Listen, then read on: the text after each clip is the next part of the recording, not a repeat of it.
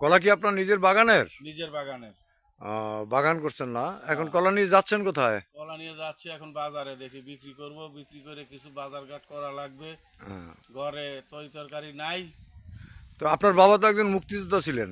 ছিলেন, এখন মুক্তিযোদ্ধা থাকলেই কি টাকা পয়সার থাকে নাকি? তা তো আর নাই। এখন যা আছে কম বেশ করে তাই এই জায়গা জমি যা আছে এই গাছ গত লাগিয়ে গভর্নমেন্ট খাই। আপনাদেরকে তেমন সাহায্য সহযোগিতা বা ঘরটার কিছু দেয় নাই? না, ঘরটার কিছু পাই নাই। কেন পান নাই? পাই নাই এখনো আমাদের।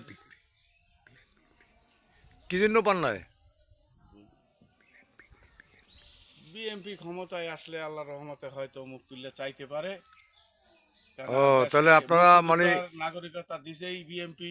হুম, এখন আশা ভরসা সেইটা। যাই হোক, আপনি মুক্তিযোদ্ধার সন্তান, হ্যাঁ। দেশের শ্রেষ্ঠ সন্তান মনে করি আমরা।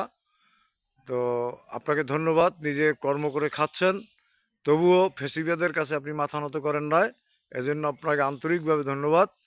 আমি দোয়া করি এবং বাংলাদেশ জাতীয়তাবাদী দল আপনার পাশে আছে এবং থাকবে ইনশাল্লাহ।